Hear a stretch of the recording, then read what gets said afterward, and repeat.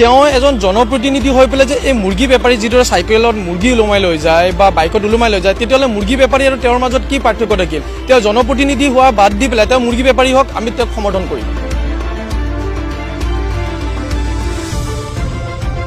অখিল গগৈৰ বিৰুদ্ধে অসমৰ DGPয়ে ইমান দেৰি এখন কেছে ৰেজিষ্টাৰ কৰিব লাগিছিলে।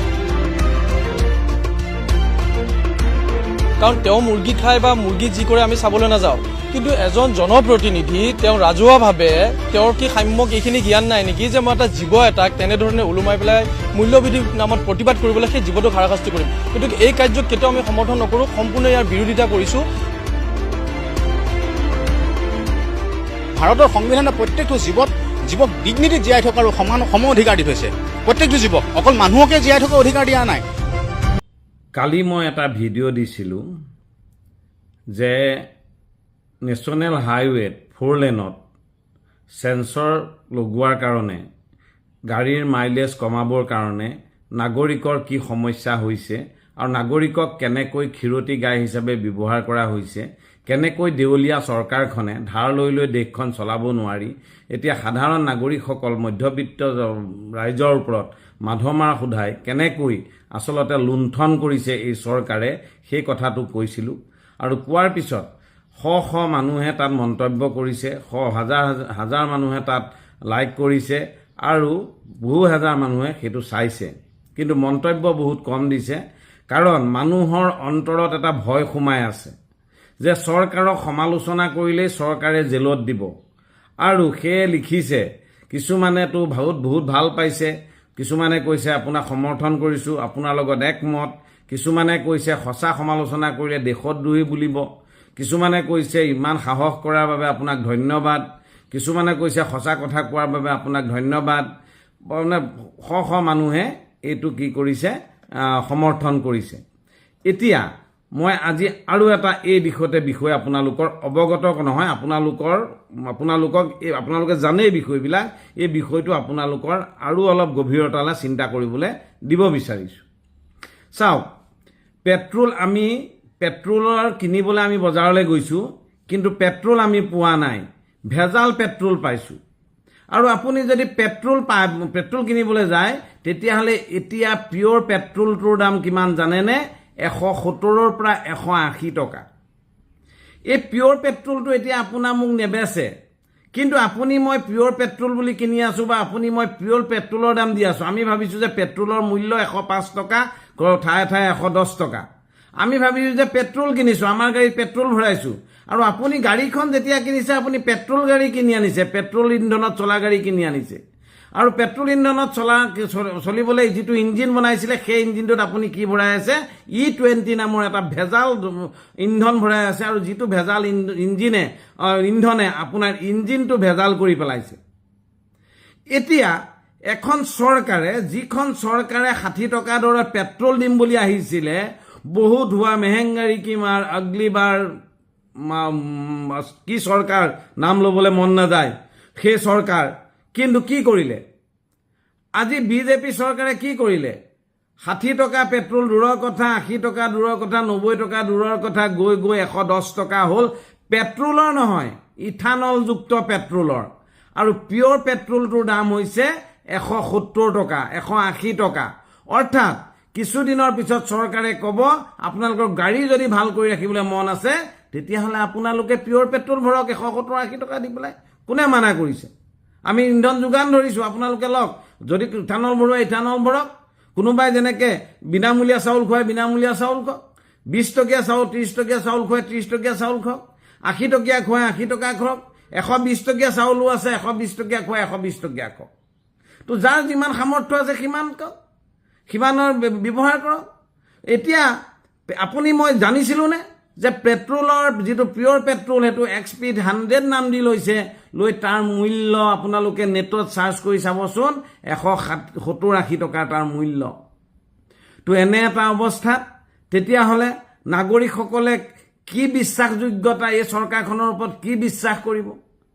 এক অবিশ্বাসৰ বাতাবৰণ কোনে সৃষ্টি কৰিছে? চৰকাৰখনে সৃষ্টি কৰা নাইনে? চৰকাৰখনে লাহে নিজৰ ক্ৰেডিবিলিটি ধ্বংস কৰি পেলোৱা নাইনে? পৰীক্ষা এটা পাতিব নোৱাৰে, তাৰ প্ৰশ্ন কাকত ফাদিল হয়, নিবনুৱা সংস্থাপন দিব নোৱাৰে, চাকৰি দিব নোৱাৰে, চাকৰি দিবলৈ যিটো পৰীক্ষা পাতে সেইটোও ফাদিল হয়, টেট পৰীক্ষাৰ প্ৰশ্নকাকত ফাদিল হয়, পুলিচৰ পৰীক্ষা এটা পুলিচৰ চাকৰি দিবলৈ পতা পৰীক্ষা এটা প্ৰশ্নকাকত ফাদিল হয়, সেইবিলাক চলি থাকে। তাৰোপৰি বিভিন্ন ধৰণৰ ফাঁকি কথা বিধানসভাখনত কৈ থাকে যে যোৱা বছৰ য'ত নিবনুৱাৰ সংখ্যা 35 লাখ আছিল, যোৱা অক্টোবৰলৈ 22 লাখ হ'ল, এতিয়া বোলে গৈ 15 লাখ হ'ল। অৰ্থাৎ নিবনুৱা হেৰাইছে আমাৰ ইয়াৰ পৰা। ক'লৈ গৈছে? ইমানটো সংস্থাপন হোৱা নাই। 1.5 লাখহে দিছিলে, ঠিক আছে, যদি 35 লাখ হ'লে সেইটো 34 লাখ বা 33 লাখ 50 হাজাৰ হ'ব লাগিছিলে। এতিয়া কথাটো হ'ল যে প্ৰত্যেক বছৰেতো নিবনুৱা বাঢ়িয়ে আছে। মই এই প্ৰসংগলৈ যাব বিচৰা নাই, মিছা কথা কোৱাটোহে যাবলৈ গৈছোঁ। এতিয়া আপোনালোকে চাওক, আমাৰ দেশখন ফ্ৰড হৈ গৈছে, চব ফালৰ পৰা এটা ফ্ৰড। তো এই যে নেশ্যনেল হাইৱে 4 লেণ্ডত এই যে এইবিলাক লগাইছে, তাৰোপৰি 4 লেণ্ডৰতো অৱস্থা নাই, ভগা ছিগি। আজি মই গৈছিলোঁ যোৰহাট বাইপাছটোতো পূৰা ভাগি ছিগি গৈছে, কিছুমানত একদম ভাগি ছিগি অৱস্থা নাই। তাৰপিছতো আকৌ কি কৰিছে, চেঞ্চৰ লগাইছে। এতিয়া কথাটো হ'ল যে এই যে পেট্ৰল, আপুনি ভাল পেট্ৰল কিনিবলৈ গৈ যে আপুনি এটা ভেজাল পেট্ৰল কিনি আছে 105-10 টকাত। এতিয়া আপুনি আৰু এটা কথা মন কৰিছেনে? এই চৰকাৰ অহাৰ পিছতো আমাৰ হেৰিয়ৰ পৰা কাৰ্চিণ্টেল নাইকিয়া হৈ গ'ল। কাৰ্চিণ্টেল নাইকিয়া হোৱাৰ ফলত কি হ'ল? মানুহক বিদ্যুৎ ঠিকে আছে, বিদ্যুৎ ঘৰে ঘৰে বিদ্যুৎ দিলা দীনদয়াল আঁচনিৰ নামত। বিদ্যুৎটো 24 ঘণ্টা নাথাকে। তেতিয়াহ'লে সেই মানুহবোৰ যিবিলাক নিম্ন মধ্যবিত্ত, যাৰ যি ইনভাৰ্টাৰ এটা ল'ব নোৱাৰে, সেই মানুহবিলাকে কেনেকৈ থাকে? সেই মানুহবিলাকে মম জ্বলাই থাকিবলগীয়া হয়। এডাল মমৰ দাম কিমান? 20ৰ পৰা 30 টকা বা 50 টকাৰ পৰা 100 টকা ডাঙৰ মমডালৰ দাম। অৰ্থাৎ মমৰ চাহিদা বৃদ্ধি হ'ল, কাৰ্চিণ্টেল নাইকিয়া হ'ল, মমৰ ফেক্টৰী চলিলে, মম ফেক্টৰী বনোৱা মালিকবিলাক ধনী হ'ল। তো এইবিলাক সাধাৰণ কথা কোনে ক'ব? তাৰপিছত যিটো বস্তু ঘৰে ঘৰে লাগে, এতিয়াও লাগে, সেইটো হৈছে সেইটো কি আছিলে? সেইটো হ'ল থিনাৰ লাগে আপোনাক। থিনাৰ ৰং দিবলৈ হ'লে থিনাৰ লাগে। থিনাৰ এই চৰকাৰ অহাৰ আগত কিমান আছিলে? থিনাৰ আছিলে 15 টকা 20 টকা, খুব বেছি 30 টকা লিটাৰ আছিলে। সেই থিনাৰ গৈ এতিয়া কিমান হ'ল? 150 টকা লিটাৰ হ'ল। এতিয়া পিয়ৰ যদি থিনাৰো আকৌ 2-3টা কোৱালিটি আছে। ধুনীয়া বটলত একদম পিয়ৰ যদি কিনিবলৈ যায়, তেতিয়াহ'লে আপুনি কোম্পেনী মডেলত 150-200 টকা আপুনি ভৰিব লাগে 1 লিটাৰ থিনাৰৰ দাম। আৰু যিয়ে ৰং কৰা মানুহবিলাকক, ঘৰবিলাকক, যাৰ ঘৰ ৰং কৰিবলৈ আছে, যাৰ কিবা এটা ৰং কৰিবলৈ আছে, প্ৰত্যেককেতো থিনাৰ লাগেই। এতিয়া আপুনি থিনাৰ আগতে 30 টকাত কিনি আছিলে, আজি এতিয়া 150 টকাত কিনি আছে। আমি প্ৰতিবাদ কৰিছোঁ নাই? ঠিক তেনেধৰণে কাইলৈ পেট্ৰলো আমি 180 টকাত পেট্ৰল কিনি থাকিম, সেইটোতো প্ৰতিবাদ নহয়। অৰ্থাৎ মানুহবিলাকৰ ক্ৰয় ক্ষমতাটো এনেকুৱা ধৰণে ক্ৰয় ক্ষমতাৰ মানসিকতা সৃষ্টি কৰা হৈছে। মানুহবিলাকে প্ৰতিবাদৰ যিটো হেৰি আছিলে, মানে ধাৰা আছিলে বা প্ৰতিবাদ কৰিব ভয় আছিলে চৰকাৰ এখনৰ, সেই ভয়টো নাইকিয়া হৈ গ'ল। কাৰণ মানুহক আফিং দি থকা হৈছে, 1250 টকাৰ আফিং দিয়া হৈছে, বিনামূলীয়া চাউলৰ আফিং দিয়া হৈছে, এইবিলাক কিবি চৰকাৰী আঁচনি দিয়াৰ নামত এইবিলাক আফিং দিয়া হৈছে, আৰু মানুহবিলাকে আফিং খাই শুই আছে। এতিয়া মানুহবিলাকক এই ধৰণে লুণ্ঠন কৰি আছে, আৰু আমি কি কৰিছোঁ? চৰকাৰখনলৈ ভয় কৰি আছোঁ। এইখন আমাৰ দেশ, আমি এই দেশৰ নাগৰিক হয়। আমাৰ এখন সংবিধান আছে, আমাৰ গণতান্ত্ৰিক দেশ এখন আমাৰ। এই আমাৰ দেশখনত আমি কি বিচাৰিছোঁ?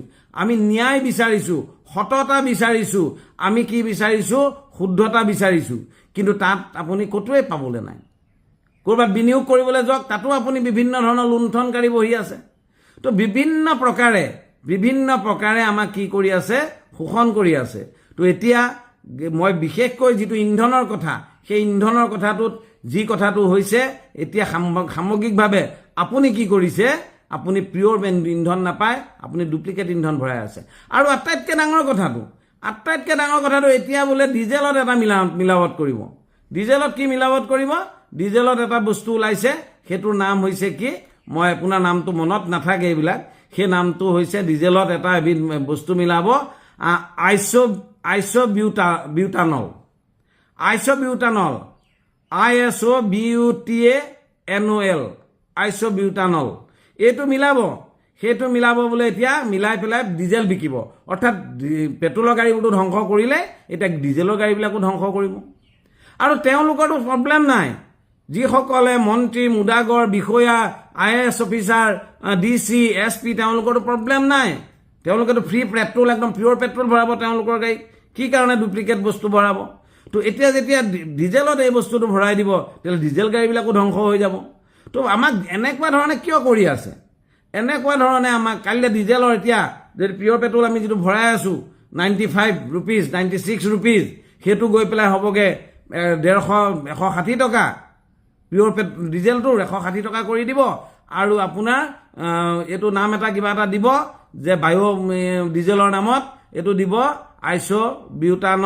আইচ'বিউটানল ডিজেল ভৰাব লাগিব আৰু সেইটো আপুনি 95 বা 100 ৰুপিজত আপুনি পাব। অৰ্থাৎ ডুপ্লিকেট হৈ আছে আৰু আমি নাগৰিকবিলাকে কি কৰিছোঁ? সামগ্ৰিকভাৱে আমি আত্মসমৰ্পণ কৰিছোঁ।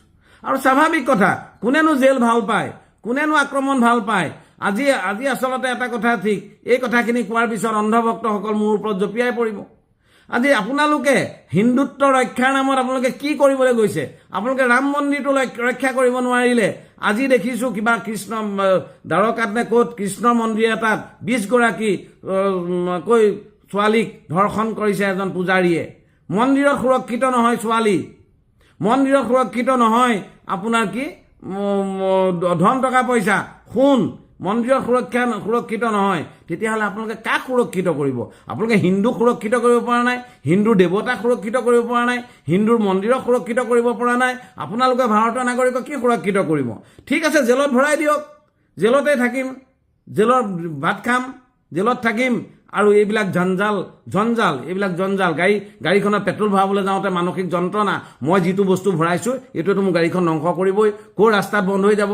আগতে পাইছিলোঁ 20 কিলোমিটাৰ মাইলেজ, এতিয়া মানে 190 টকা পেট্ৰল ভৰাই থাকোঁতে মাইলেজ পাইছিলোঁ 20 কিলোমিটাৰ, এতিয়া 110 টকা পেট্ৰল ভৰাই থাকোঁতে মাইলেজ পাইছোঁ 10 কিলোমিটাৰ। তেতিয়াহ'লে কি সুৰক্ষিত আছে এইখন দেশত? আমি কি সুৰক্ষা লৈ পেলাই আছোঁ? আৰু চৰকাৰে বিধানসভা লোকসভাত কিবিলাক বিতৰ্ক কৰি আছে? ঘাঁহ খোৱা, শাক খোৱা, গৰু খোৱা, গাহৰি খোৱা, তাৰপিছত আপোনাৰ কি এইবিলাক তোমাৰ চুমা বাবা, মিয়া বাবা, আমুকটো ভুচুকটো, এইবিলাকহে আলোচনা হৈ আছে। চিণ্ডিকেট ৰাজ, কিবা ৰাজ, এইবিলাকহে আলোচনা হৈ আছে বিধানসভাখনত। ভাল কথাটো একো আলোচনা হোৱা নাই। এইখনতো সম্পূৰ্ণ ধ্বংস গ'ল ব্যৱস্থা, অৰ্থনৈতিক ব্যৱস্থাটো ধ্বংস হৈ গ'ল। ক'বলৈ চবে ভয় কৰে। সোণৰ দাম, সোণ কিনিব, সোণাৰীসকলৰ অৱস্থা কি হৈ আছে? আজি সোণাৰীসকলেতো ব্যৱসায় কৰিব পৰা নাই, সোণ কিনাটো বন্ধ কৰি থৈছে, বিকা বন্ধ হৈ আছে। তো কিনিলেহে বিকিব পাৰিব। আজি কি হৈ আছে? আজি ডলাৰৰ মূল্য কিমান পাইছেগৈ? এইবিলাকতো চাওঁতা নাই। দেশখনৰ অৰ্থনৈতিক অৱস্থা আছে? অন্ধভক্তসকলক সুধিছোঁ মই, বিজেপি সমৰ্থকসকলক সুধিছোঁ মই, আপোনালোকে এইখন দেশ সুৰক্ষিত দেখিছে? তেতিয়াহ'লে আপোনালোকক বহুত ধন্যবাদ। আপোনালোকে এইখন দেশত সুৰক্ষিত হৈ থাকক, আমাক জেল দি দিয়ক। ধন্যবাদ। ইতিমধ্যে মই অলপ সময়ৰ আগতে কেইটামান ভিডিঅ' শ্বেয়াৰ কৰিছিলোঁ যে প্ৰথম কথা যে পেট্ৰলৰ সৈতে যি ইথানলৰ যিটো মিহলি কৰা হৈছে, যাৰ বাবে সমগ্ৰ ভাৰততে প্ৰতিক্ৰিয়া হৈছে যে আমাৰ গাড়ীবিলাকৰ, মটৰচাইকেলবিলাকৰ মেচিনেৰীবিলাক বেয়া হৈ গৈছে, বিকল হৈ গৈছে। আৰু যদিও বা ইথানল ব্যৱহাৰ হৈছে, তাৰ কিন্তু যিটো মূল্য, পেট্ৰলজাত সামগ্ৰীৰ মূল্য কিন্তু কমা নাই। যে পেট্ৰলজাত মানে দ্ৰব্যৰ বিপৰীতে, পেট্ৰলৰ বিপৰীতে ইথানল ব্যৱহাৰ হ'বলৈ হ'লে আচলতে সেই ইথানলৰ যিটো প্ৰযুক্তি, তাৰ সৈতে সংপৃক্ত হোৱাকৈ তেনেকুৱা ধৰণৰ গাড়ী নিৰ্মাতাই গাড়ী নিৰ্মাণ কৰিব লাগিব, যিটো বৰ্তমানলৈকে ভাৰতত সম্ভৱ হৈ উঠা নাই আৰু ভৱিষ্যতেও হৈ উঠাৰ কোনো আশা দেখা নাই। কিন্তু ইতিমধ্যে সকলোৱে গম পাইছে যে ভাৰতৰ কেন্দ্ৰীয় পথ পৰিবহণ মন্ত্ৰী, কেন্দ্ৰীয় মন্ত্ৰী নীতিন গাডকাৰী পুত্ৰই ইথানলৰ সমগ্ৰ যিটো কণ্ট্ৰেক্ট, এই কণ্ট্ৰেক্টটো পাইছে। তাৰ ফলস্বৰূপে যদিও বা প্ৰথম অৱস্থাত মাত্ৰ 20% ইথানল মিক্স কৰাৰ কথা আছিলে, পিছত কিন্তু এইটো 80% ইথানল মিক্সিং কৰাৰ পৰ্যায়লৈ লৈ গৈছে।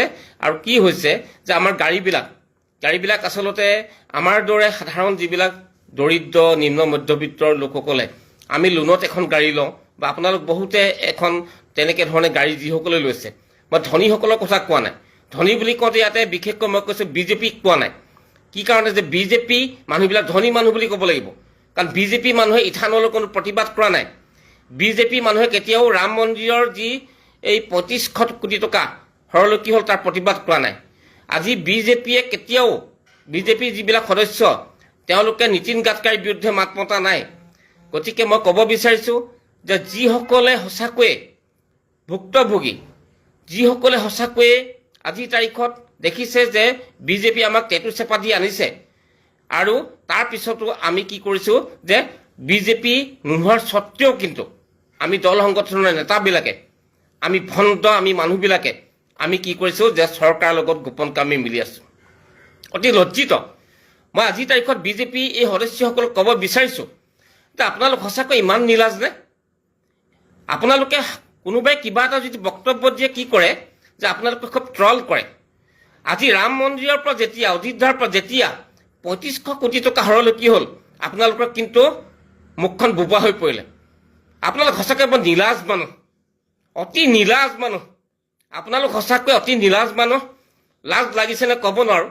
অৱশ্যে বিজেপি বুলি কওঁতে যিসকলে কোটি কোটি টকা ঘটি আছে, যিসকলে কোটি কোটি টকা ধনৰ, চৰকাৰী ধনৰ তেওঁলোকে অনুদান পাইছে, মই তেওঁলোকৰ কথা কোৱা নাই। কিন্তু যিসকলে আচলতে বিজেপিৰ বিষ্ঠা খাই জীয়াই আছে, বিজেপি অন্ধভক্ত হৈ আছে, বিজেপিয়ে তেওঁলোকক অন্ধভক্ত কৰি তুলিছে, মই তেওঁলোকক উদ্দেশ্য কৰি আজি কথাকেইটা কৈছোঁ যে ইথানলে সমগ্ৰ আমাৰ গাড়ীবিলাক নষ্ট কৰি পেলাইছে।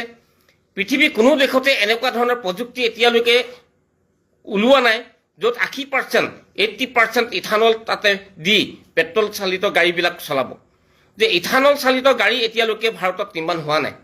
গতিকে এই ক্ষেত্ৰত দেখা গৈছে যে আজিৰ তাৰিখত কিন্তু সমগ্ৰ ভাৰতবৰ্ষৰ বিজেপি যিসকল সদস্য, যিসকলে সঁচাকৈয়ে বিজেপিয়ে এনেকুৱা কথা, বিজেপিয়ে কৰা প্ৰত্যেকটো বেয়া কামক তেওঁলোকে নীৰৱতা অৱলম্বন কৰে। বিজেপিয়ে ভাল কাম কৰাৰ বিষয়েতো ক'বই নালাগে যে তেওঁলোকে ৰৌটোকে ঢৌ কৰে। আজিৰ তাৰিখত খুব অধৈৰ্য হৈ আচলতে এই কথাবিলাক মই কথাটো ক'লোঁ। দ্বিতীয় কথা, আজিৰ তাৰিখত নীতিন গাডকাৰী পথ পৰিবহণ মন্ত্ৰী হৈ থকা অৱস্থাত মই বেলেগ কথা নকওঁ। আজিৰ তাৰিখত মই কৈছোঁ যে যোৰহাটৰ পৰা নুমলীগড় আৰু যোৰহাটৰ পৰা বিশেষকৈ টিয়ক জাজিলৈকে এই ৰাস্তাবিলাক চাব। ইয়াৰ যিটো ডিভাইডাৰ আছে, ডিভাইডাৰত যিবিলাক গছ ৰোপণ কৰা হৈছিলে, হাজাৰ হাজাৰ লাখ হিচাপে গছ ৰোপণ কৰা হৈছিলে, বৃক্ষৰোপণ কৰা হৈছিলে, আৰু তাত চিনচাপ নাই, তাত কোনো চিনচাপ নাই। তাৰোপৰি যিবিলাক ডাইভাৰজন আছে, অতিকে আচৰিত কথা যে যোৰহাটৰ যিটো মেইন এণ্ট্ৰেঞ্চ টিয়কৰ ফালৰ পৰা আহিলে কেন্দুগুৰি বাইপাছৰ ওচৰত তাত এণ্ট্ৰেঞ্চৰ কোনো তাত ভাল ব্যৱস্থা নাই, তাত কোনো ফিনিচিং নাই। আহিলে দেখিব আপোনালোকে যে গাড়ী কেনি আহিব, কেনি যাব, তাত কোনো সংকেত নাই। ৰাস্তাটো বনাই থৈ গুচি গ'ল। ইতিমধ্যে 3টা কোম্পানীয়ে ৰাস্তাটো নিৰ্মাণ কৰিলে, কিন্তু আজিৰ তাৰিখত খলাবমাৰ ৰাস্তা, আজিৰ তাৰিখত খলাবমাৰ ৰাস্তা, বহুত ঠাইত পানী জমা হয়। তাৰোপৰি কোনো তাত যিটো প্লেণ্টেশ্যনৰ কথা আছিলে, কোটি কোটি টকাৰ খৰাদ হৈছিলে। সেইদিনাখন আমাৰ এজন অধিবক্তাই কৈছিলে এখন সভাত আমাৰ যে লাষ্টৰ যিজন ঠিকাদাৰ তেওঁ বোলে কাম নকৰাকৈ 268 কোটি টকা সৰকাই লৈ গুচি গ'ল। 268 কোটি টকা। আৰু তাৰ কিন্তু আপুনি কোনো ইয়াৰে প্ৰতিবাদ কৰিব নোৱাৰে। তাৰ প্ৰতিবাদ কৰি কোনো কিন্তু তাতে দৰখাস্ত কৰিব নোৱাৰে, কাৰণ তাৰ কোনো ইয়াতে নিৰ্দিষ্ট অফিচ নাই, নিৰ্দিষ্ট কাৰ্যালয় নাই, নিৰ্দিষ্ট বিষয়া নাই য'ত গৈ আপুনি আচলতে তাত অভিযোগ কৰিব। আপুনি কেন্দ্ৰীয় বিভাগসমূহৰ কোনো ইয়াতে তেনেকুৱা ধৰণৰ ইয়াতে অফিচ নাই যিটো অফিচত গৈ আপুনি তাতে ইয়াত ওজৰাপত্তি দৰ্শাব পাৰিব। গতিকে কেইবাটাও বিষয় আছে। মই আজিৰ তাৰিখত কৈছোঁ যে ৰামৰ নামত যি চুৰি, সেই বিজেপি চোৰসকলক কৈছোঁ, যিসকলে ৰামৰ নামত তেওঁলোকে কি কৰিছে যে অযোধ্যাৰ পৰা তেওঁলোকে ধন সম্পত্তি সোণ চুৰ কৰি নিছে। তাৰপিছত কৈছে যে আমাক ৰাম ভক্ত হ'বলৈ কৈছে, আমাক ৰাম ভক্ত ক'বলৈ হৈছে। আজি আমি যোৰহাটৰ গড়ালিত যাব নোৱাৰোঁ, হনুমান পূজা কৰে, ৰাম পূজা কৰে, কিন্তু আজি কি কৈছে সেই ৰামৰ ভক্তসকলে কি কৰিছে, তেওঁলোকে আজিৰ তাৰিখত ৰাম মন্দিৰৰ পৰা সোণ চুৰ কৰিছে, টকা চুৰ কৰিছে, ভক্তই দিয়া দান দক্ষিণা তেওঁলোকে চুৰ কৰিছে। আৰু কি কৰিছে, কেন্দ্ৰীয় পথ পৰিবহণ মন্ত্ৰী নীতিন গাডকাৰী পুত্ৰৰ সুবিধাৰ্থে, তেওঁৰ ব্যৱসায়িক লাভালাভৰ বাবে যে তেওঁলোকে যদিও বা 20% ইথানলটো বিজ্ঞানসন্মত নহয় বুলি ইতিমধ্যে বিভিন্ন বিজ্ঞানীয়ে কৈছে, কিন্তু আজিৰ তাৰিখত সবাতোতকৈ চৰ্চিত বিষয় যে 80% যেতিয়া তাতে ইথানল মিহলি কৰা হৈছে, এই ক্ষেত্ৰত কেনেকুৱা কৰোৱা হ'ব হৈছে ইতিমধ্যে। তাত কিন্তু আচলতে তাত গাড়ী নিৰ্মাতা কোম্পানীসমূহে ইথানলযুক্ত গাড়ী চলাবৰ বাবে তেনেকুৱা ধৰণৰ প্ৰযুক্তি ব্যৱহাৰ কৰা হোৱা নাই। আমাৰ দৰে সাধাৰণ মানুহৰ ক্ষেত্ৰত জীৱনত হয়তো বহুতে এবাৰেই হয়তো এখন গাড়ী কিনে, এবাৰেই হয়তো এখন মটৰচাইকেল কিনে।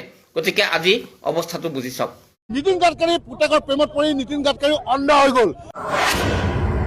হিমন্ত বিশ্ব শৰ্মাই জেল দিয়ে, ফাঁচি দিয়ে, কোনো ধৰণৰ কুণ্ঠাবোধ নকৰো, জেল খাবলৈ সাজু। এতিয়া আমি পস্তাই আছো,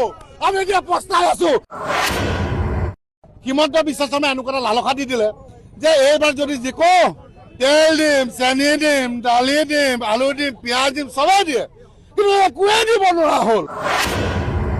চাওক, আমি অসমীয়া যুৱ মঞ্চই আৰু অসমৰ জনগণে যি আশাৰে, যি ভৰসাৰে বিজেপি চৰকাৰক ভোট দিছিলো যে সোণৰ অসম গঢ়ি দিব, অসমৰ জনগণক তেওঁলোকে আনন্দিত কৰিব, উৎসাহিত কৰিব, আগবঢ়াই দিব, কিন্তু যি দেখিলো চব শেষ কৰি দিলে। আপোনালোকে জানে যে এতিয়া অত্যাৱশ্যকীয় সামগ্ৰী মানুহে কিনিব নোৱাৰা হ'ল, জীৱনদায়ী ঔষধ কিনিব নোৱাৰা হ'ল। আজি দেখিছো আমি গাড়ী ঠেলি আনিবলগীয়া হৈছে যে গাড়ী তেল ভৰাবলৈ মানুহৰ পইচা নাইকিয়া হ'ল আৰু 100 ওপৰত চেঞ্চুৰী কমাই দিলে। গতিকে হিমন্ত বিশ্ব শৰ্মাক আমি মুৰ্দাবাদ জনাইছো, এখন বিজেপি চৰকাৰক আমি মুৰ্দাবাদ জনাইছো। আৰু এটা কথা ক'ব বিচাৰিছো যে নীতিন গাডকাৰী আপোনালোকে জানে যে তেলৰ লগত ইথানল মিক্স কৰি দিছে। গতিকে এইটো চক্ৰান্ত, এইটো ঘৰৰ পৰিবাৰক কেনেকে ব্যৱসায় ক্ষেত্ৰত আগবঢ়াই নিব পাৰো, এইটো হৈ গ'ল যে নীতিন গাডকাৰী পুতেকৰ প্ৰেমত পৰি গ'ল। আৰু নীতিন গাডকাৰী পুতেকৰ প্ৰেমত পৰি নীতিন গাডকাৰী অন্ধ হৈ গ'ল। গতিকে আমি নীতিন গাডকাৰীৰ পৰা তেনেকুৱা আশা কৰা নাছিলো। গতিকে এটা কথা স্পষ্ট ভাষাৰে ক'ব বিচাৰিছো, হিমন্ত বিশ্ব শৰ্মা ডাঙৰীয়াক অতি শীঘ্ৰে যদি আপুনি শুধৰণি নহয়, মূল্য বৃদ্ধি যিটো ৰোধ নকৰে, কিন্তু পৰিৱেশ পৰিস্থিতি বেয়া যাব। আৰু এটা কথা ক'ব বিচাৰিছো, যিজন এতিয়া কৌশিক ৰায়, যি যোগানৰ কথা একোৱে নাজানে যোগান মন্ত্ৰীৰ কথা। গতিকে তেনেকুৱা এজন ব্যৰ্থ মন্ত্ৰী, অপদাৰ্থ মন্ত্ৰী যদি পাতি দিয়ে, এখন চৰকাৰে কেনেকে বাৰু অসমখন চলাব মোক কওকচোন, কেনেকে যোগান বিভাগত গুৰুত্ব দিব। গতিকে আপোনাৰ দুখীয়া শ্ৰেণী ঘৰ, ৰাইজৰ ঘৰত যাওক, আজি তেল কিনিব পৰা নাই, দাইল কিনিব পৰা নাই, আলু কিনিব পৰা নাই। আৰু কি কৈছে যে তেওঁলোকে হিমন্ত বিশ্ব শৰ্মাই এনেকুৱা এটা লালসা দি দিলে যে এইবাৰ যদি জিকো তেল দিম, চেনি দিম, দালি দিম, আলু দিম, পিঁয়াজ দিম, চবেই দিয়ে, কিন্তু একোৱে দিব নোৱাৰা হ'ল, হিমন্ত বিশ্ব শৰ্মাই। এতিয়া অকল চাউলকেইটা দি আছে। লাজ নালাগে মুখ্যমন্ত্ৰী ডাঙৰীয়া, ইমান ডাঙৰ এটা টুপি পিন্ধাই দিলে আপুনি অসমৰ জনগণক যে তেল দিম, আলু দিম, দাইল দিম, মোক জিকাই দিয়ক। সেই লালসাত অসমবাসী ৰাইজে জিকাই দিলে। এতিয়া আমি পস্তাই আছো। কাৰণ এটা কথা হ'ল, 2029 চনত যদি ইলেকশ্যন কেনেকুৱা হ'ব বুলি শুনিছো, যদি সঁচা অৰ্থত ইলেকশ্যন হয়, এইবাৰ কিন্তু হিমন্ত বিশ্ব শৰ্মাই যিটো ডেম ফিটাহি মাৰি আছে যে 25 বছৰ কাৰ্যকাল কৰিম, 25 বছৰ নালাগে, তাক 25 দিনো টিকিবলৈ নিদো। চিধা কথা, স্পষ্ট কথা, ভয়াৱহ পৰিস্থিতি কৰিম। ইয়াৰ বাবে হিমন্ত বিশ্ব শৰ্মাই জেল দিয়ে, ফাঁচি দিয়ে, কোনো ধৰণৰ কুণ্ঠাবোধ নকৰো, জেল খাবলৈ সাজু, গুলি খাবলৈ সাজু। মিষ্টাৰ হিমন্ত বিশ্ব শৰ্মা শুনি লওক, চিধা কথা, স্পষ্ট কথা। ৰাম মন্দিৰৰ যিটো শেহতীয়া কেলেংকাৰী সংঘটিত হ'ল, তাত সম্পত ৰায় নামৰ যিজন ব্যক্তি, মানে প্ৰধানমন্ত্ৰী মোদীৰ খুব ঘনিষ্ঠ, RSSৰ লগত ঘনিষ্ঠ, VSPৰ লগত ঘনিষ্ঠ, সেই ব্যক্তিজনক দোষী সাব্যস্ত কৰিব খোজা নাই বহুবোৰ ব্যক্তিয়ে। আপোনালোকে যদি চাই, এয়া বজৰঙেই কওক বা RSSই কওক, তেওঁলোকৰ লোকসকলেও বা প্ৰধানমন্ত্ৰী মোদী, গৃহমন্ত্ৰী, এওঁলোকৰতো মাতবোল নাই। সম্পত ৰায় সম্পৰ্কত তেওঁলোকে একো মন্তব্য কৰিব খোজা নাই। মানে তেওঁ দোষী নিৰ্দোষী এই কথাটো তেওঁৰ প্ৰথম দিনাখনেই যিহেতু ৰিজাইন দিলে, গতিকে তেওঁক নিৰ্দোষীয়ে সজাব খুজি আছে। কিন্তু তলতীয়া যিসকল কৰ্মচাৰী, তেওঁলোকক দোষী সাব্যস্ত কৰিছে। মই চবতকৈ আচৰিত হৈছোঁ, বা আপোনালোকেও চাগে কথাটো ভাবিলে মানে কিবা ৰহস্য সপোন যেন লাগে, এই কাৰণে যে ৰাম মন্দিৰটো আমাৰ দেশৰ 150 কোটি জনতাৰ সপোন। আপুনি মই কোনোবাই ৰাম মন্দিৰক বিশ্বাস কৰোঁ নকৰোঁ বা ৰাম মন্দিৰ সম্পৰ্কত আমি কোনো মাথা মৰা নাছিলোঁ, সেই কথাটো বাদ দিয়ক, কিন্তু দেশৰ গৰিষ্ঠ সংখ্যক লোকৰ সেয়া সপোনৰ এটা স্থান, পীঠস্থান বুলি ক'লে পূজ্য স্থান হ'ল ৰাম মন্দিৰ। গতিকে সেই ৰাম মন্দিৰৰ প্ৰতি যিমান ভক্তি আছিল, মই ভাবোঁ উত্তৰ ভাৰতৰ লোকসকলৰ ৰামৰ লগত সম্পৰ্কটো খুব বেছি।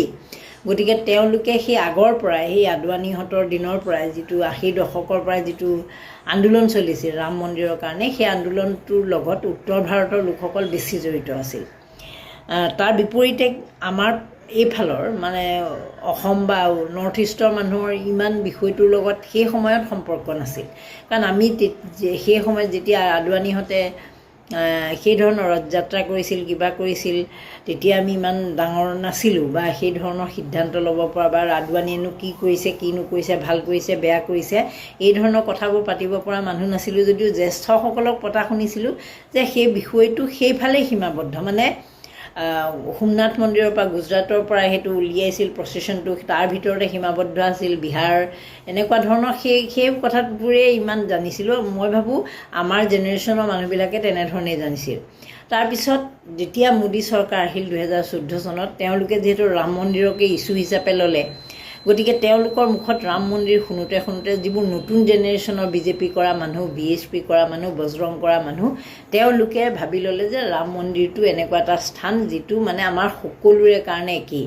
মানে যিটো এসময়ত, মই পুনৰ কৈছোঁ দেই, মই এতিয়াও সন্মান কৰি কোৱা নাই কথাটো, মই এইটোহে ক'ব খুজিছোঁ যে 90 দশকত যিটো বিষয়ক আমাৰ ওপৰৰ জেনেৰেশ্যন, আমি সেই সময়ত ডিচিশ্যন ল'ব পৰা মানুহ যিহেতু নাছিলোঁ, আমাতকৈ ওপৰৰ জেনেৰেশ্যনৰ মানুহসকলে যেনেধৰণে কথাবোৰ কোৱা শুনিছিলোঁ বা নিউজ পাতি যি দেখিছিলোঁ, সেইখিনিৰ পৰা এটা অনুমান কৰিছিলোঁ যে ৰাম মন্দিৰক লৈ আদৱানী, মুৰলী মনোহৰ যোশীহঁতৰ যিটো গুৰুত্ব, সেই গুৰুত্বটো সেইফালৰ মানুহবিলাকৰ বেছি। যেনেকৈ এতিয়া কামাখ্যা মন্দিৰ বুলি ক'লে আমাৰ এইফালৰ অসমৰ মানুহৰ বেছি একেবাৰে কামাখ্যা মন্দিৰ বুলি কোৱাৰ লগে লগে আমাৰ যেনেকুৱা লাগে, উৰিষ্যাৰ জগন্নাথ মন্দিৰ বুলি কোৱাৰ লগে লগে যেনেকুৱা উৰিষ্যাৰ মানুহবিলাকৰ লাগে, সেই তেনেকুৱা এটা ছাৰাউণ্ডিঙৰ ভিতৰত থকা বুলি মানুহৰ ধাৰণা এটা হৈছিল। কিন্তু বিজেপি চৰকাৰ অহাৰ পিছৰ পৰা কথাটো সলনি হৈ গ'ল।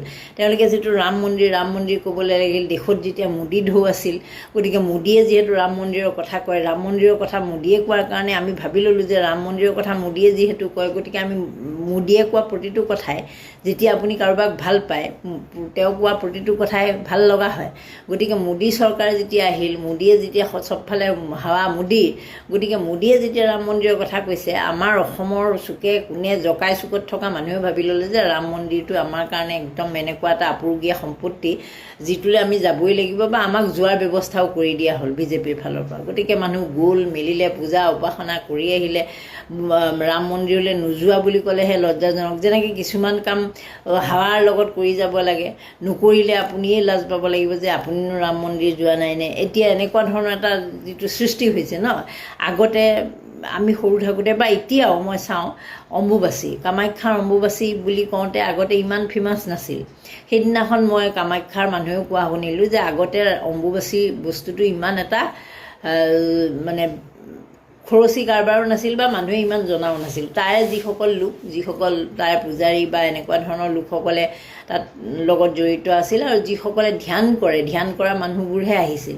আমাৰ নিচিনা সাধাৰণ মানুহবিলাক আগতে তেনেকৈ কামাখ্যা মন্দিৰলৈ অম্বুবাচী বুলি ইমান যোৱা নাছিল। আজিকালি সামাজিক মাধ্যমৰ যুগ, চেনেল পৰ্টেলবিলাকে সেই কথাবোৰ প্ৰকাশ কৰে, ইণ্টাৰভিউ লয়, গতিকে মানুহবিলাকৰ মাজত জনপ্ৰিয়তা বাঢ়ি গৈছে, এৱেৰনেছটো বাঢ়ি গৈছে, গতিকে যায় সেই ধৰণৰ কথাবোৰ।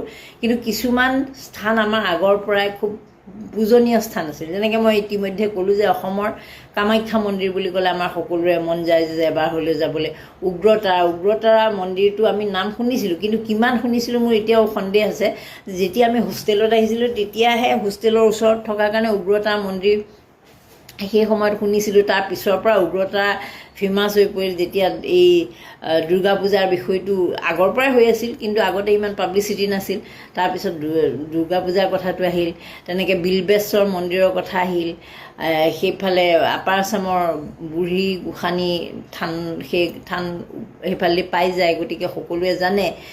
কিন্তু আজিকালি যেনেকৈ সামাজিক মাধ্যমত একদম অনবৰত দেখা পোৱা যায় বা চৰ্চা চলে, সেই ধৰণৰ নাছিল।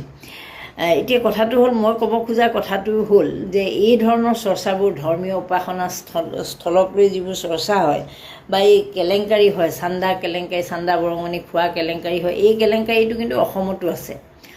বহুতে এতিয়া কথাটো মনত পেলাই দিলে বেয়া পাব, বেয়া পালেও সঁচা কথাটো ক'বই লাগিব। গোলাঘাটৰ যিটো আঠখেলীয়া নামঘৰ, তাততো কেনেকুৱা পৰ্যায়ত নামঘৰৰ ভিতৰতেই তেজ ওলোৱা একদম কটাকটি মৰামৰি পৰ্যায় পাইছিলেগৈ। 1 নম্বৰ কথাটোৱেই আছিল তাত সেই দান বৰঙণি সাহায্যৰ ধনৰ খেলি মেলিৰ কাৰণে। গতিকে যেতিয়া আঠখেলীয়া নামঘৰত সেই ঘটনাটো হৈছিল, মই আঠখেলীয়া নামঘৰ গৈছিলোঁ আৰু সৰুৰ পৰা মাহঁতৰ মুখত আঠখেলীয়া নামঘৰ বিৰাট এটা পবিত্ৰ স্থান বুলি জানিছিলোঁ। যেতিয়া আপুনি সৰু ল'ৰা ছোৱালীৰ আগত খুব পবিত্ৰ স্থানৰ বিষয়ে কৈ থাকে, তাৰ ভিতৰত অন্যতম আছিলে সেই আঠখেলীয়া নামঘৰ।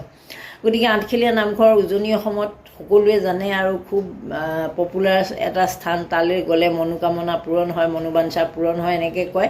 মই নিজেও ব্যক্তিগতভাৱে আঠখেলীয়া নামঘৰলৈ গৈছিলোঁ এই ঘটনাটোৰ আগত। এতিয়া বহুত দিন যোৱা নাই বাৰু। তাৰপিছত আঠখেলীয়া নামঘৰত যেতিয়া এইটো ঘটনা হ'ল, সেইটো চৰম লজ্জাজনক ঘটনা। নামঘৰৰ দান পাত্ৰ বা নামঘৰত গোটোৱা ডনেশ্যন, সাহায্যক লৈ কোনোবা ভক্তৰ মাজত যুদ্ধ, সেই কথাটো আচলতে ভাবিবলৈ লাজ লগা আৰু অত্যন্ত হতাশজনক খবৰ। কাৰণ আমি নামঘৰ বা মন্দিৰত যি দান দিওঁ সেইটো তাৰ পুৰোহিতজনে লয় নে মন্দিৰৰ কামত খটাই, আমি সেইটো নাচাওঁ। আমি সেইটো উৎসৰ্গা কৰোঁ যে ভগৱানৰ নামত আমি উৎসৰ্গা কৰিছোঁ। সেয়া যি ভগৱানেই নহওক, সেই মন্দিৰটো বা সেই নামঘৰটোত আমি উৎসৰ্গা কৰিছোঁ। কোনে লয় আমাৰ সেইটো কনচাৰ্ণ হয়। সেই বুলিয়ে আচলতে ভক্তই দান কৰে। কিন্তু সেই দান কৰা বৰঙণিক লৈ যেতিয়া মন্দিৰ কৰ্তৃপক্ষ, নামঘৰ কৰ্তৃপক্ষৰ যেতিয়া মাৰপিট লাগিব, হুলস্থুল লাগিব, খোৱা নিউজ হ'ব, কেলেংকাৰী হ'ব, তেতিয়াতো বিষয়টো চৰম লজ্জাজনক হয়।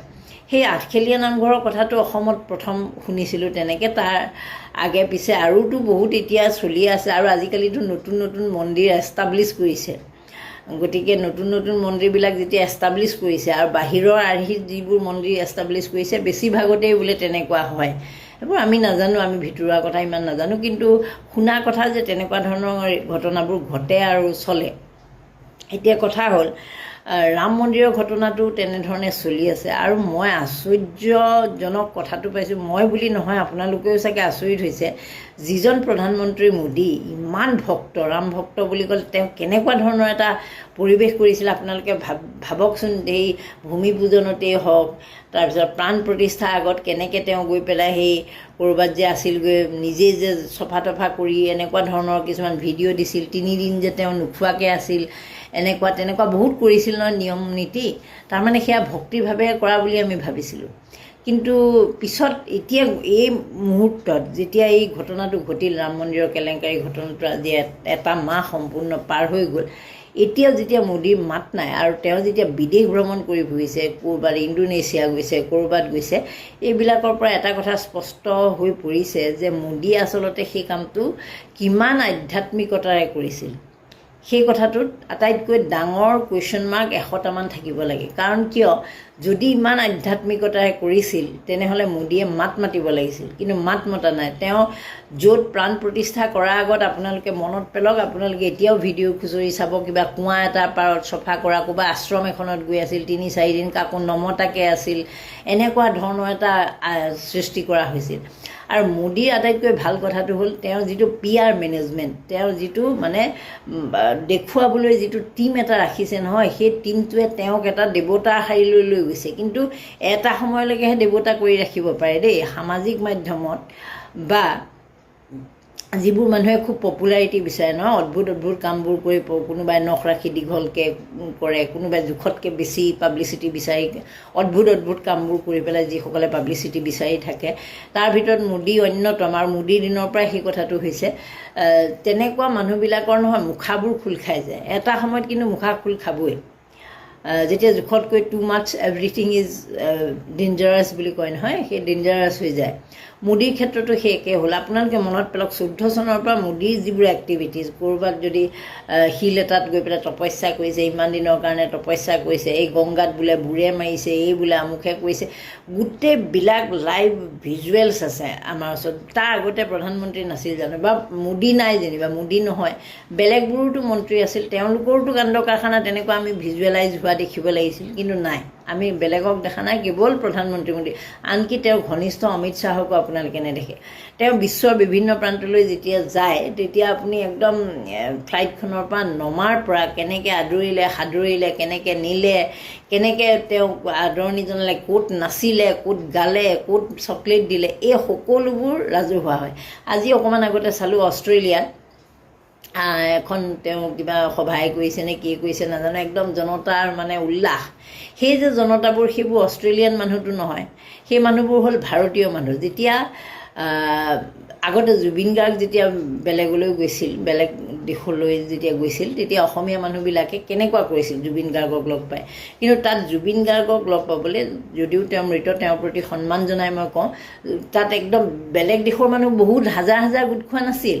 কাৰণ এইটো আমাৰ আত্মিকতা কিয় জুবিন গাৰ্গ আমেৰিকালৈ আহিছে, গতিকে যিমান মানুহ আমেৰিকাত অসমৰ আছে বা ভাৰতৰ আছে, সেইসকলে লগ কৰিবলৈ জুবিন গাৰ্গক আহিবই। জুবিন গাৰ্গৰ লেভেলত সেইটো ঘটনা ঘটিছে। কাৰণ যেতিয়া জুবিন গাৰ্গ ফেমাছো নাছিল, মই এতিয়া একেবাৰে শেহতীয়াকৈতো তেওঁ বহুত জনাজাত হ'ল, জনপ্ৰিয় হ'ল। মই প্ৰথমৰ যিবোৰ আগৰ কথাবোৰৰ কথা কৈছোঁ, সেই সময়তো জুবিন গাৰ্গক লগ পাবলৈ মানুহ উদ্বাউল হৈ আছিল।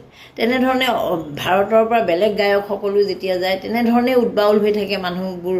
কাৰণ ভাৰতীয় এটা অনুষ্ঠান কৰিবলৈ যায়, সেই অনুষ্ঠানটোত তেওঁলোক উপস্থিত থাকে।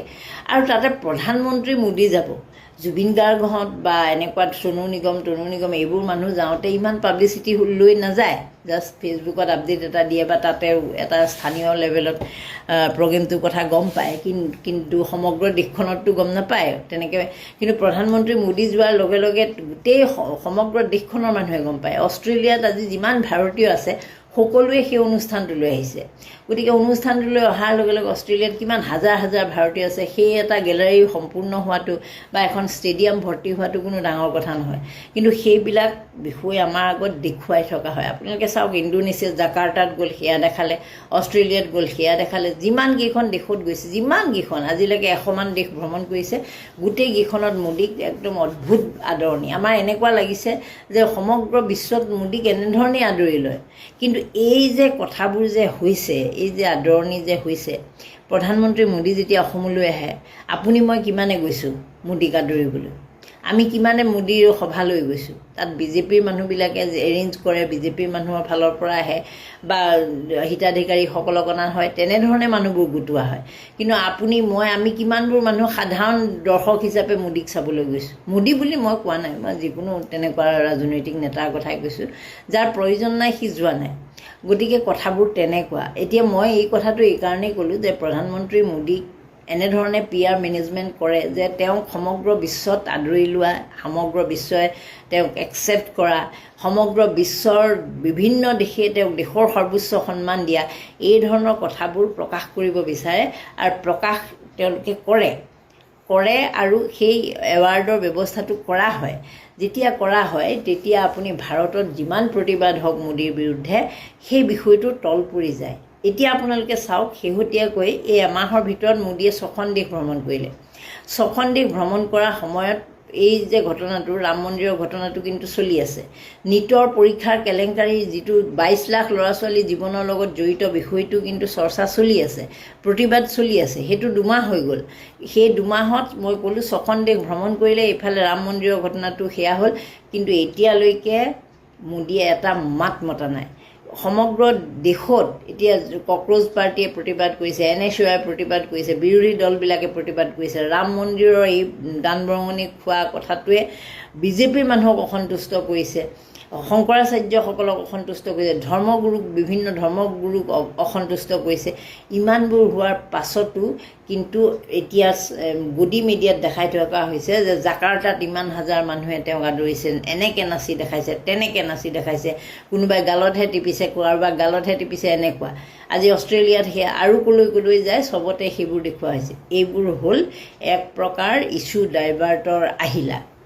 আমি সেইবোৰত ভুল গুচি যাওঁ, কাৰণ আমি দেখোঁ যে আমি বেয়া পালে কি হ'ল, মোদী ৰাম মন্দিৰৰ লগত জড়িত এই কেলেংকাৰী মানুহটোৰ লগত খুব খাচ, সম্পত ৰায়হঁতৰ লগত খাচ, মোদীও ভাগ পাইছিল নেকি, এনেধৰণৰ কথা যদি আমাৰ মনলৈও আহে, লগে লগে আপুনি যেতিয়া গদি মিডিয়া বা আপোনাৰ মোবাইলত যেতিয়া দেখি যাব যে মোদী কেনেকৈ আদৰিছে, তাৰপিছত আপুনি ভাবিবও নোৱাৰিব, নিজে এটা ফিল আহিব, গিল্টি ফিল, যে মোদীক ইমান ভাল ধৰণে আদৰাৰ পিছত এইটো কথা হ'বই নোৱাৰে, মোদীয়ে এইটো কাম কৰিবই নোৱাৰে।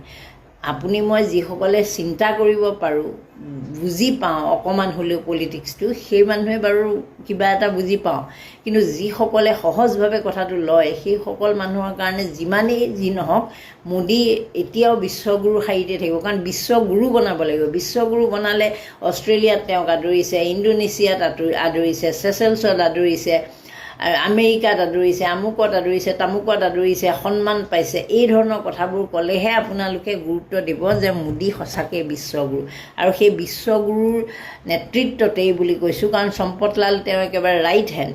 গতিকে চম্পতলালৰ যে এই কাণ্ড কাৰখানা চলিছিল, চম্পতলালে যে নিজৰ মতে যে এইবোৰ খেয়াল খুচিত মানুহে এপইণ্টমেণ্ট দিছিল, নিযুক্তি দিছিল, ড্ৰাইভাৰক ভৰাইছিল, কাৰোবাক ভৰাইছিল, এই কথাবোৰ আচলতে সঁচা নহ'লে এনেকুৱা নহয়। এতিয়া কথাটো হ'ল ৰাম মন্দিৰ যিটো আমাৰ আস্থাৰ প্ৰতীক, 150 কোটি জনতাৰ আস্থাৰ প্ৰতীক, তাত চম্পতলালে নিজৰ ড্ৰাইভাৰক ভৰাইছে। পইচা গণাৰ যিটো আপোনাক হেৰি দেখায়, ভিজুৱেলটো যিটো দেখাই থাকে, আপোনালোকে ভালকৈ চাবচোন কেনেধৰণে তাত পইচা সোণ গণা হয়। মানে দেখিলে দুখ লাগে যে আপুনি মই দিয়া পইচা তাত যে কোনোবাই পকেটত ভৰাই ল'ব পাৰে, কোনোবাই কিবা কৰিব পাৰে, সেইবোৰলৈ কোনো ভ্ৰূক্ষেপ নাই। তেওঁলোকে নিজৰ মতে সেই 150 কোটি জনতাৰ আস্থাৰ প্ৰতীকক তেওঁলোকে কেনেধৰণে মিছইউজ কৰিছিল এই যোৱা 2.5 বছৰত। আপোনালোকে ভাবক, 2.5 বছৰত আমাৰ আস্থাৰ প্ৰতীক ৰাম মন্দিৰক নিয়ন্ত্ৰণ কৰিব পৰা নাই, তাত কেলেংকাৰী হৈছে। তেনেহ'লে এই চৰকাৰখনত কি ভয়ংকৰ কি ৰূপ লৈছে চাগে। ভিতৰি খোলাটো খাই পেলোৱা বুলি কয়, শামুকৰ ভিতৰৰ হেৰিবোৰ নাই কিন্তু খোলাটো আছে, সেই ধৰণৰ হৈছে নেকি, সেইটো আটাইতকৈ চৰ্চাৰ বিষয়। নমস্কাৰ, ধন্যবাদ। চাওক, এতিয়া যোৱা এসপ্তাহ আগত মই যিটো কথা কৈছিলোঁ যে এসপ্তাহৰ ভিতৰত মানে অবৈধ মিলবিলাক বন্ধ কৰিব লাগে, মই আমাৰ ডিপাৰ্টমেণ্টক লৈ গৌৰৱ বোধ কৰোঁ যে আমাৰ ডিপাৰ্টমেণ্টে যোৱা এসপ্তাহত গোটেই অসমত ইমান অবৈধ মিল, ইমান অবৈধ কাঠ ধৰিছে, যিটো সঁচাকৈ কেইদিনমান পিছত গম পাব। আমি তাৰ অকশ্যন কৰিবলৈ দিছোঁ, ইমিডিয়েটলি তাক অকশ্যনো কৰিব দিছোঁ। কোনো কাঠ ধৰি যাতে পেলাই নথয়, পচি নাযায়, তাৰপিছত বোলে বিক্ৰী কৰিব নোৱাৰা অৱস্থা হৈ গ'ল, সেইটোও হ'ব নালাগে। আজি এইটোও ডাইৰেকশ্যন দিয়া হৈছে, যিমান এনেকুৱা ধৰণৰ কাঠ মিল ইত্যাদি ধৰিছে, অবৈধ বস্তু ধৰিছে, গোটেইখিনি ইমিডিয়েটলি উইদিন 1 মান্থ, যিটো বস্তুৰ যিমান প্ৰচিডিঅ'ৰ, যেনেকৈ গাড়ীৰে সৈতে ধৰিলে 3 মাহলৈকে লাগিব, কিছুমান বস্তু যিটো প্ৰচিডিঅ'ৰ ফ'ল' কৰি মেক্সিমাম 3 মাহ, কিছুমান বস্তু এমাহৰ ভিতৰতে কৰিব পাৰে। সেই এমাহৰ ভিতৰত কৰিব পৰাখিনি মই এমাহৰ ভিতৰতে অকশ্যন কৰিব দিছোঁ। তাৰ ভেলুৱেশ্যন ইত্যাদি কৰাৰ ব্যৱস্থা এটা ছিষ্টেম ডেভেলপ কৰি দিছোঁ। আমাৰ যিমান আনকি বহু বছৰ আগৰ পৰা পৰি থকা ফৰেষ্ট ডিভিজন, ফৰেষ্ট ৰেঞ্জবিলাকত পৰি থকা যিবিলাক এনেকুৱা ধৰণৰ কাঠ, গাড়ী, বিভিন্ন ভেহিকুল পৰি আছে, য'ত কোৰ্ট কেছ নাই, সেই গোটেইবিলাকক আমি ইমিডিয়েটলি ডিছপ'জ কৰিবৰ কাৰণে অৰ্ডাৰ দিছোঁ। আৰু সেইখিনি ডিছপ'জ কৰিব লাগে, কাৰণ তাত সেইবিলাক এনে পেলাই থৈ লাভ নাই। আৰু যিমান এইবিলাক হ'ল, যিমান পেলাই থ'ম সিমানে তাৰ ডিপ্ৰেশ্যন হৈ যাব, দাম কমি যাব। গতিকে আমি সোনকালে ইয়াক ডিছপ'জ কৰিবৰ কাৰণে অৰ্ডাৰ দিছোঁ। আৰু এইটো ঠিক যে মই এই যিটো মিলৰ বিৰুদ্ধে অভিযান বা এই অবৈধ কাঠৰ বিৰুদ্ধে অভিযান, এইটো চলি থাকিব, এইটো বন্ধ নহয়। এইটো মুখ্যমন্ত্ৰী ডাঙৰীয়াই কৈছে যে 5 বছৰে চলাই ৰাখিব লাগিব, গতিকে 5 বছৰে চলি থাকিব ইয়াত। কিন্তু কিমানটো, কাৰণ এতিয়া এইবিলাক বন্ধ কৰাৰ লগে বহুতে এইবিলাক মিল চিল খুলি বহি আছে। এতিয়া মই ৰেঞ্জাৰ অফিচাৰসকলৰ লগত কথা পাতিছিলোঁ, তেওঁলোকে কৈছে যে বহুতে মিল চিল খুলি লুকাই থৈছে, এতিয়া বিচাৰি পোৱা নাই, কেইদিনমান পিছত আকৌ ওলাব, তেতিয়া ধৰিব লাগিব। এতিয়া আপোনালোকে ধৰি থাকক, যিমানে খবৰ আছে। আৰু আপোনালোকক জনাবলৈ পাই আনন্দিত যে মই কেইদিনমান আগত যিটো মোৰ নাম্বাৰ দিছিলোঁ, সেই নাম্বাৰত এনেকুৱা প্ৰায় 800 মান মেছেজ আহিছিলে। আৰু সেই মেছেজখিনি আজিলৈকে তেওঁলোকে ধৰিলে, অহাকালিলৈকে সেই মেছেজবিলাক মই DFO আৰু ৰেঞ্জ অফিচাৰবিলাকক দি দিম। মোৰ হোৱাটছআপত যিমান মেছেজ আহিছে, সেই মেছেজখিনি অহাকালি মোৰ অফিচৰ পৰা তেওঁলোকে পাব। আৰু সেই মেছেজটো মই নকওঁ যে 100% মেছেজেই শুদ্ধ হ'ব, কিন্তু যিমান মেছেজ আহিছে নিজৰ নিজৰ কনচাৰ্ণ ডিভিজন আৰু কনচাৰ্ণ ৰেঞ্জক মই দি দিম। সেই মেছেজৰ ওপৰত ভিত্তি কৰি এতিয়া আৰু অপাৰেশ্যন চলিব।